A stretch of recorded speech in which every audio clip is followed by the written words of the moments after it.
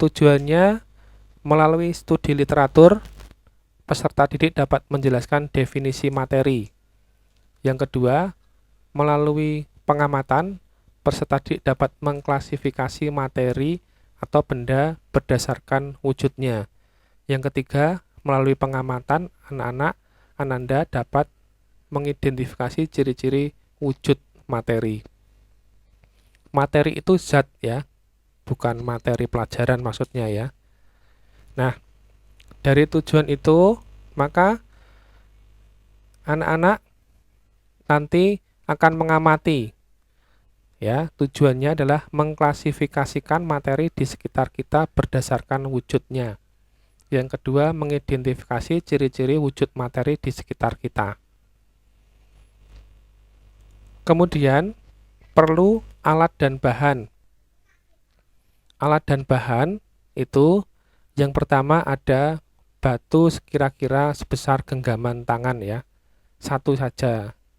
Kemudian ada buku tulis. Kemudian ada air keran boleh ya, tapi jangan air yang kotor ya, maksudnya air ya, air yang ada. Kemudian air sirup ya. Kemudian udara tentu didapat dari banyak ya, tapi untuk di situ kita kumpulkan dari saat mengeluarkan nafas melalui mulut. Kemudian balon 3 buah. Kemudian plastik putih bungkus makanan 3 buah. Dan alat tulis. Ini alat dan bahannya. Kira-kira apakah alat dan bahannya anak-anak ada yang kesulitan untuk mencarinya?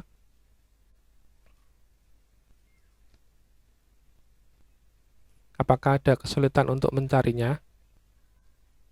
Tidak, Pak. Balon, bisa balon? Bisa. Balon ya. Yang lain? Baik, bagaimana langkah-langkahnya? Kita lihat. Langkah-langkahnya itu yang pertama jelas alat dan bahan disiapkan dahulu, kemudian tata ya. Bahan tersebut saling mendekat.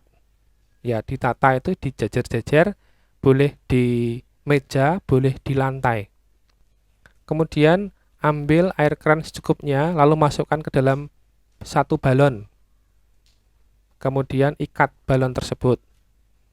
Balon pertama isinya air keran. Kemudian diulangi untuk diisi, balon kedua diisi air sirup, dan balon ketiga diisi udara. Kalau udara berarti dengan ditiup. Kemudian berikutnya air keran secukupnya dimasukkan ke dalam plastik. Tadi ada balon dan plastik ya. Dan ikat. Jadi yang balon diisi air keran, air sirup, dan udara. Kemudian yang plastik juga sama, diisi air keran, kemudian air sirup, dan udara. Nah, kemudian bandingkan benda-benda tersebut, kemudian tulislah di tabel hasil pengamatan. Tabelnya seperti ini. Ini ya tabelnya. Ada benda atau materi, yaitu batu, buku, air keran, air sirup, udara saat mengeluarkan nafas melalui mulut. Kemudian wujud materinya. Di situ ada padat, cair, dan gas. Di situ ada kolom-kolomnya diberi centang. Ya, ini bisa dibuat di kertas, di buku ya, di buku tulis datanya.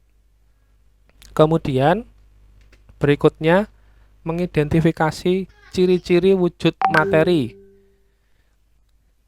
Tadi kan sudah mengetahui ini centangannya tadi padat, cair, dan gas ya, dengan tadi benda tadi.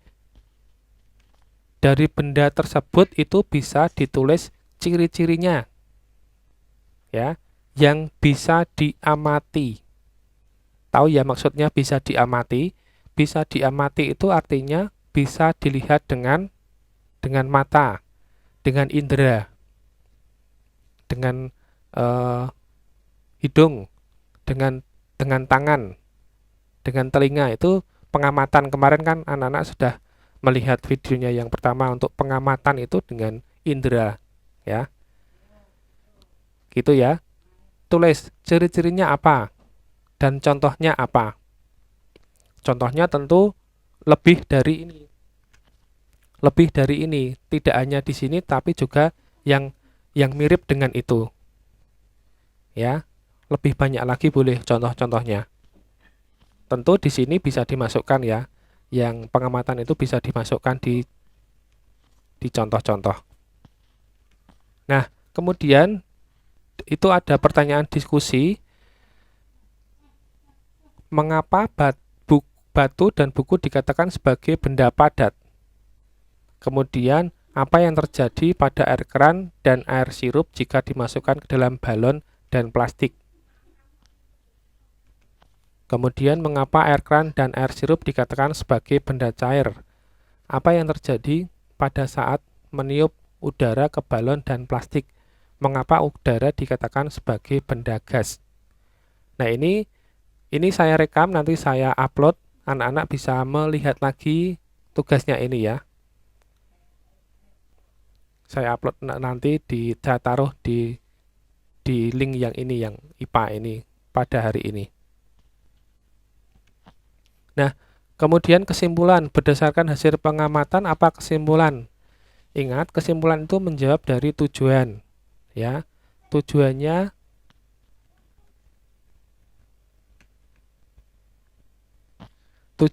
mengklasifikasikan materi di sekitar kita berdasarkan wujudnya.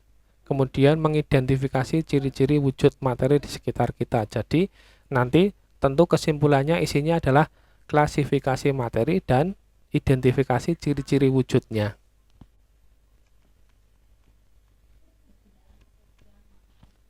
Nah, ini nanti ada A dan B ya. Setiap benda terlihat berbeda padahal benda tersebut dan seterusnya.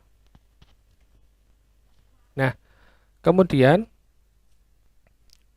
dipresentasikan besok pas jam pelajaran. Maka anak-anak itu disiapkan foto kegiatan pada saat praktikum, foto pada saat hasil data, kemudian foto data itu ya. Intinya difoto, didokumentasikan dalam foto. Besok kita presentasikan dengan menggunakan Padlet. Tentu anak-anak sudah diajari Padlet ya sama Pak Albert. Besok kita presentasikan dengan Padlet. Di situ setiap anak akan menyampaikan hasilnya. Nanti untuk yang presentasi bisa acak nanti ya. Kalau semua waktunya nyandak enggak besok. Bisa acak. Begitu. Ada pertanyaan? Ada pertanyaan anak-anak? Tidak ada, Pak. Tidak ada? Jadi tugasnya jelas ya? Jelas, Pak. Baik. Tugasnya adalah membuat pengamatan dan menuliskan di data dan memfotokan, kemudian disiapkan besok untuk diupload di Padlet. Jadi semua yang sudah kalian kerjakan itu dipoto dahulu, kemudian besok dipresentasikan.